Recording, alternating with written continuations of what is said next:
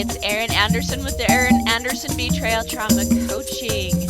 I am super excited that you have tuned in today. Let's get talking about how to heal from betrayal trauma.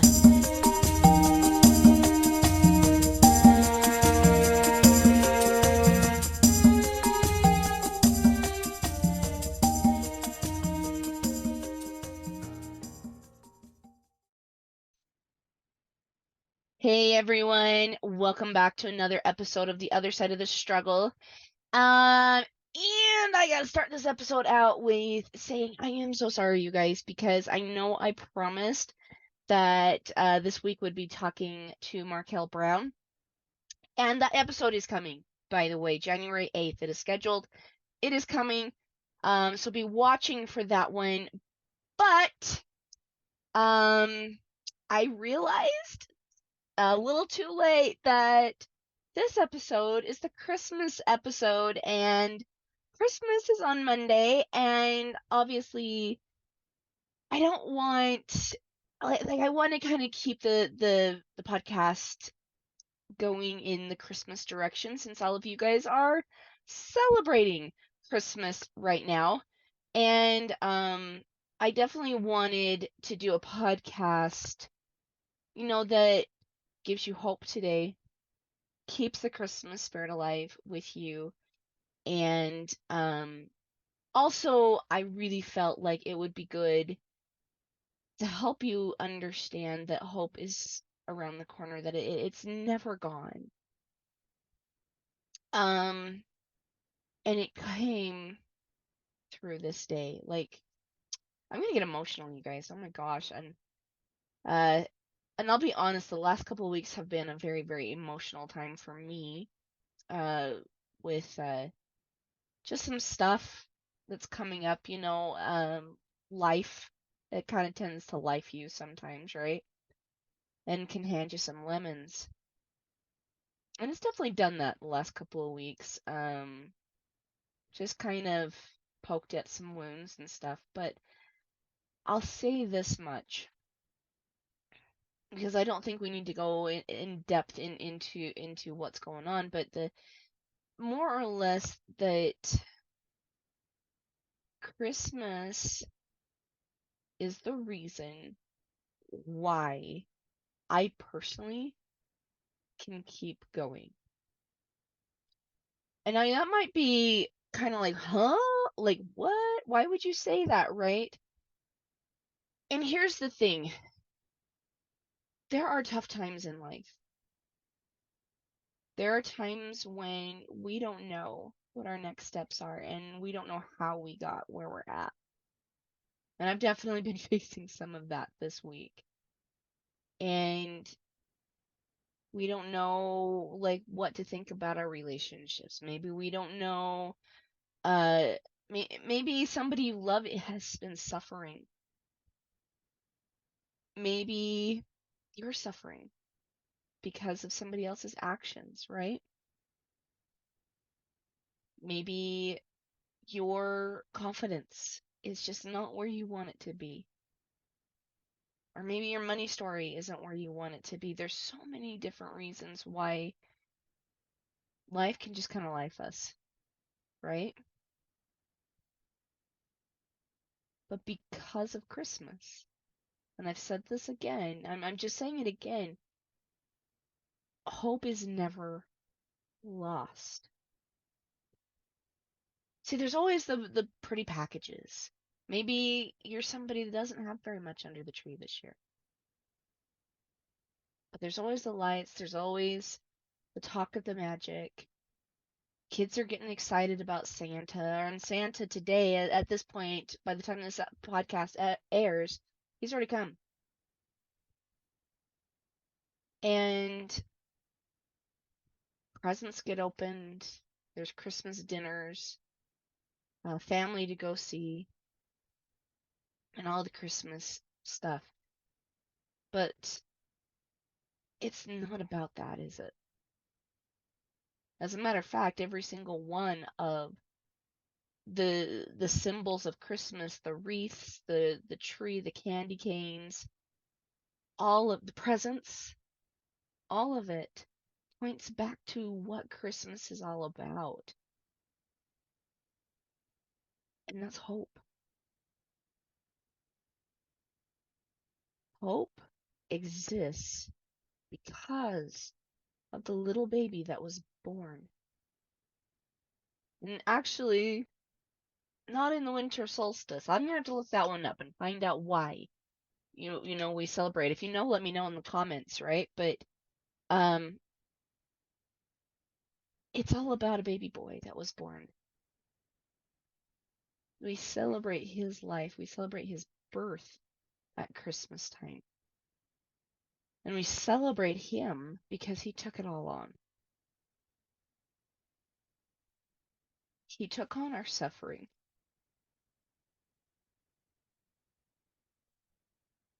He took on the pains that we had to bear in this life. He took on himself the ability to understand what we're going through. He knows what it feels like to have a husband that is looking at pornography, believe it or not. He understands the pain of betrayal so well. Here's a man whose best friend handed him over to the Pharisees so that way they could kill him. Or one of his best friends, I should say. Handed him over just so he could die for a few measly, measly silver coins. He traded the greatest thing that ever has been given to humanity for a few measly silver coins. Talk about betrayal. Somebody that Christ loved totally rejected him. That happened all the time. Think about when he said, in the Bible, when he asked the apostles, "Are you going to leave me too?" Luckily, Peter says, well, "Where would we go? Like, why would we leave you? Where would we go? You have the truth. You are the Son of God. You are the Savior. Why would we leave you?" But it's because he knew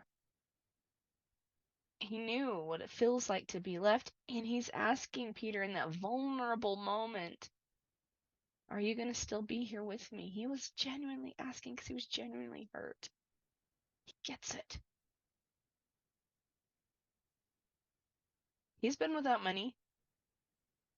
He was born in a stable, for crying out loud, with animals. How many of us can claim that one? He gets poverty. He gets the pain that we deal with. He knows what it's like to be tempted. The adversary tempting him in some of his weakest times when he was fasting for the 40 days and 40 nights. He gets it. And he doesn't judge us because he gets it. All he wants from us this Christmas and every single day is for us to understand that he gets it. That we can take this stuff to him. That we don't have to live without him. I think that the greatest pain that our sweet, wonderful Savior ever experiences is when we don't think he can help us. When we say that our pain is too big for him, or we blame him for the pain because it's too big, right? When we don't actually consider that he gets it. And all he wants to do is wrap us up in his arms and tell us that it's going to be okay, that he's there, and he's not going to leave us. Because he doesn't. You know, I gotta be honest, my listeners, and you can hear I'm totally getting emotional here. But he doesn't leave us.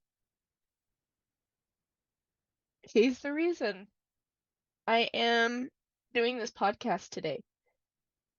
He's the reason I can teach what I do. He's the reason I've healed to the point I have, and he's the reason I will continue healing further. He is behind the 7 pillars. He's behind everything I teach. He's behind my freedom. And he's in my heart. Doesn't mean I do everything perfectly. Oh, heavens no. There are times I still have my struggles, and sometimes they're really hard struggles. Really. But I know it's not impossible because I know he gets me. I know he gets it. We were given that gift. And that is what we celebrate today. Is that beautiful ability to know that hope is never lost. It is never gone. It might not always look the way that we think it should. Maybe our marriages do end. Maybe we've got that child that doesn't talk to us anymore. Maybe there's some type of betrayal happening in our life that really, really hurts. But I can tell you, hope is not gone because Christ exists. Hope is never gone. Now you might say to me, well, what about Sodom and Gomorrah, right? He totally obliterated them off the planet. How can he be a loving, understanding, merciful God when he takes Sodom and Gomorrah and he destroys them? Or there's other parts in the scriptures that talk about how God enacted his justice and he gave vengeance to the wicked, right? What kind of a loving God would do that? Well, here's my perspective. To sin is to absolutely cause yourself misery. You cannot say, I'm going to go out and sin, and you know you're doing it, and say, oh, this is going to make me happy. Wickedness never was happiness, right? It's just not. It's just not. Whenever we're doing things that we know we shouldn't do, and we all do them, no judgment, right? We are legitimately choosing to be miserable. We are making the choice to be miserable. And here are these people who are consistently making the choices to be miserable. And at some point, somebody's got to come in and stop it. I kind of look at it like this. If your kid had a knife and they were consistently cutting themselves, causing pain and causing themselves to bleed, at what point would you take that knife away? And why? Because you love them, right?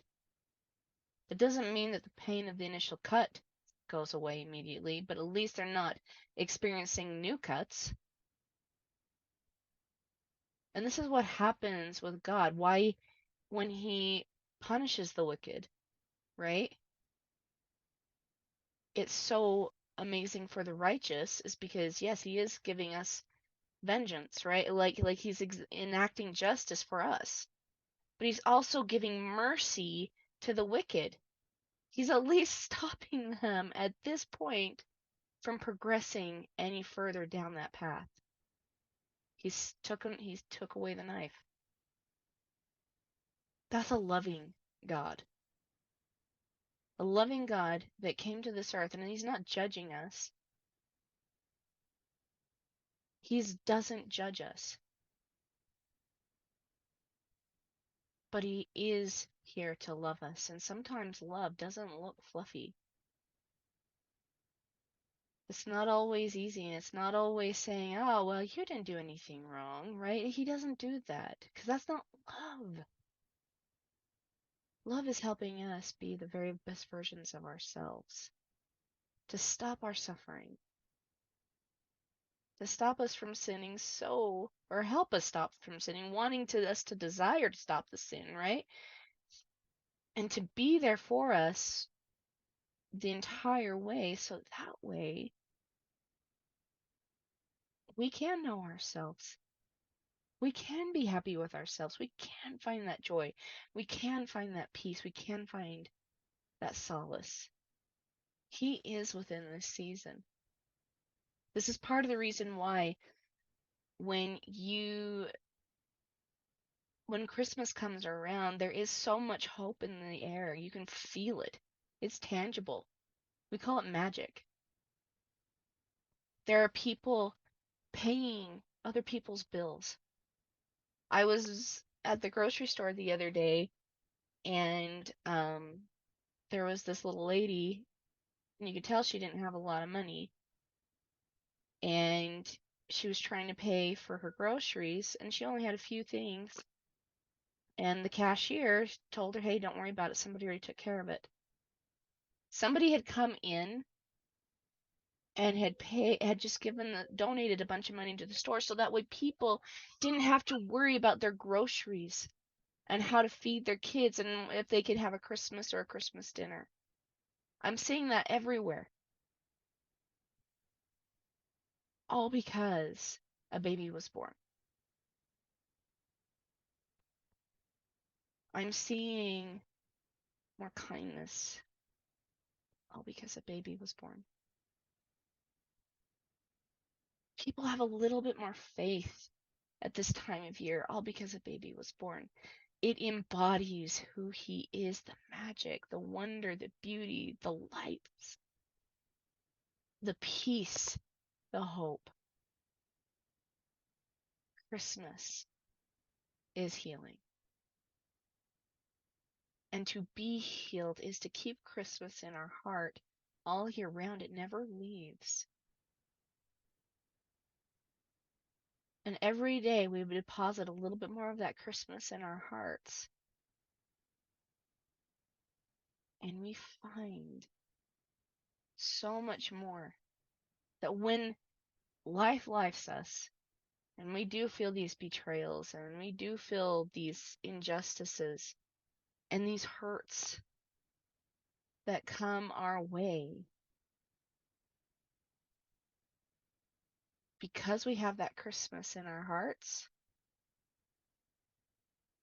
we always have enough to cover the costs. And when we feel like we're getting really, really low, this is where it's time to focus on the love that Christmas brings. How can we love that person more? What does God see? How can we love ourselves more? What does He see? Why are we so precious to Him that the most perfect being ever thought we were worth giving up His life? He loves us so much that He paid the price for our mistakes and our sins.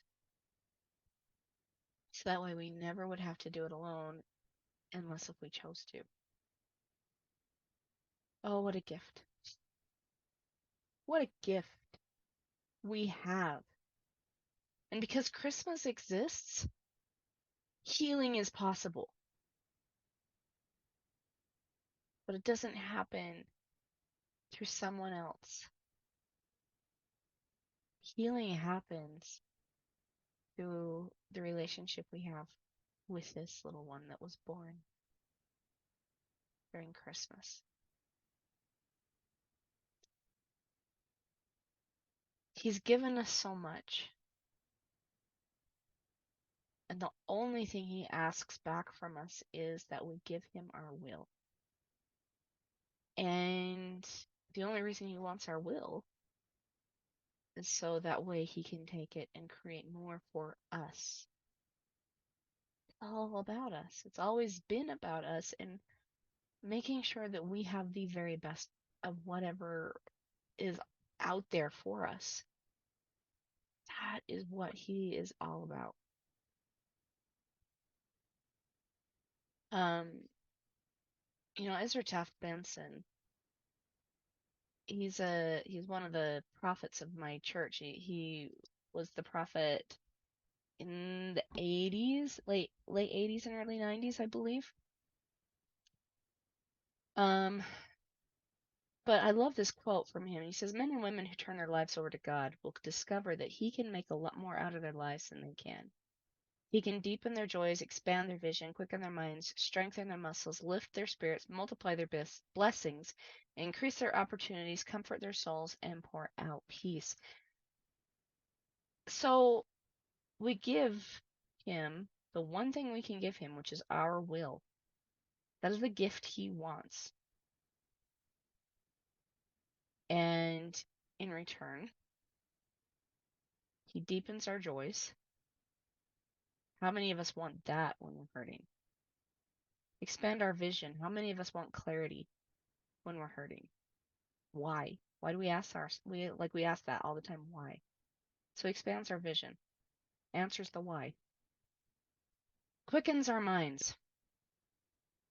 How often have we wanted to be able to think of something quickly? So that way we're not stuck in the pain too long. Being able to move out of it quickly because our minds are quicker. Strengthen our muscles.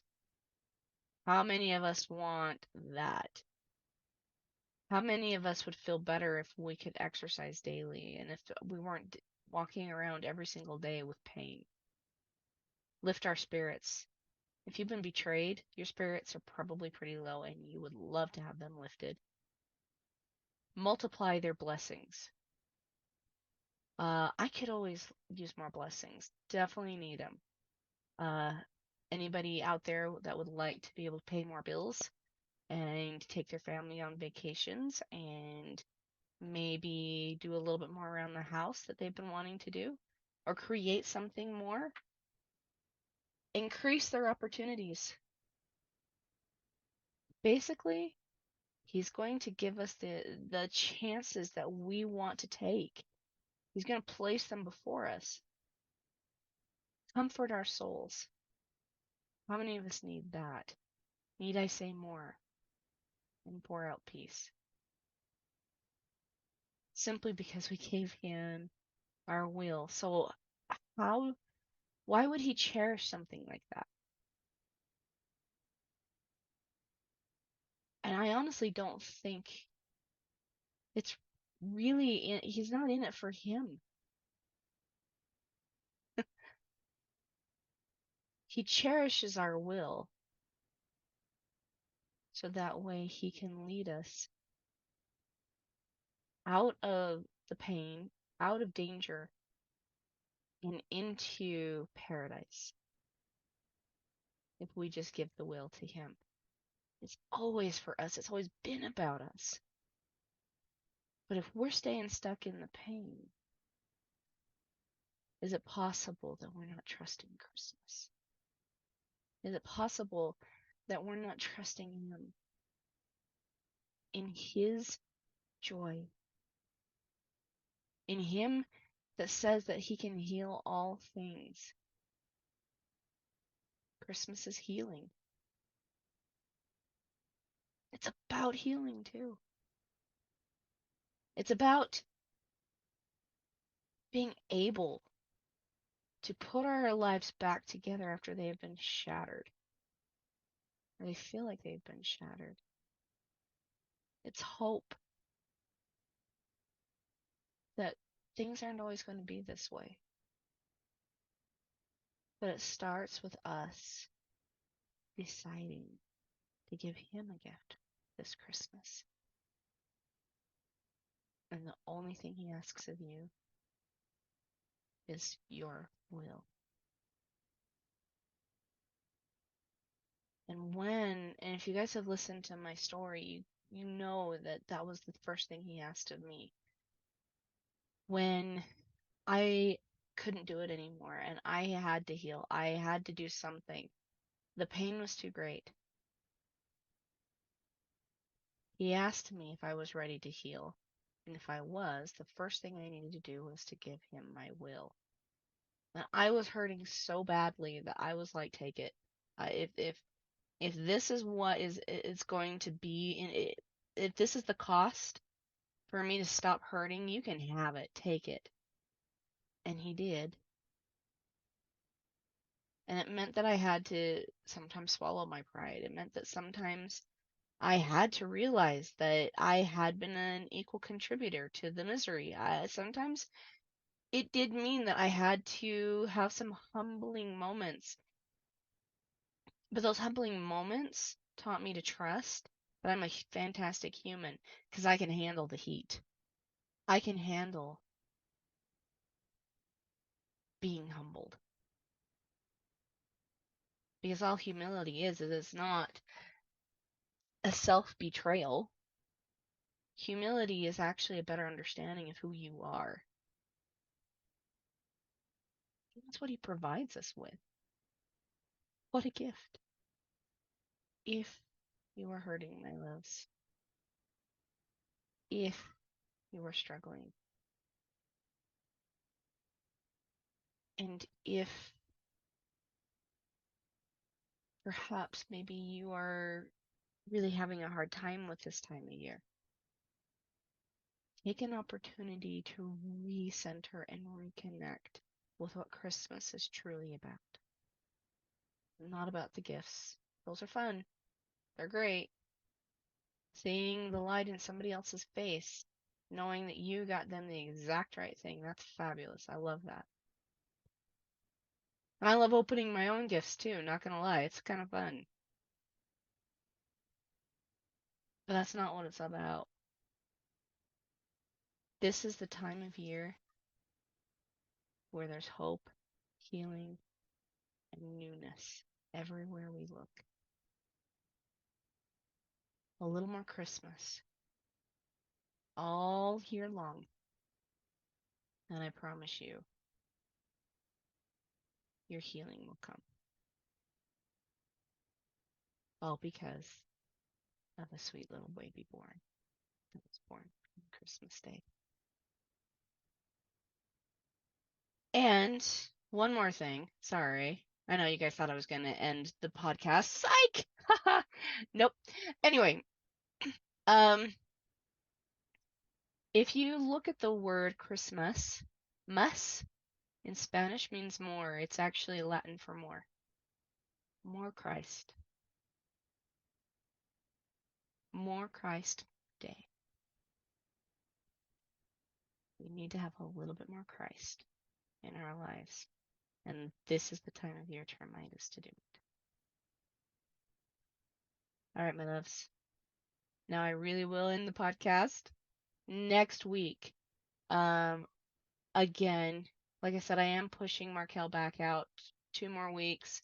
She is coming. It's going to be a fantastic podcast, but we're going to be talking about how to bring the new you out, how to actually form your entire year for healing. Okay? All right. From my heart to your heart, I'll see you guys on the other side. Bye, my loves.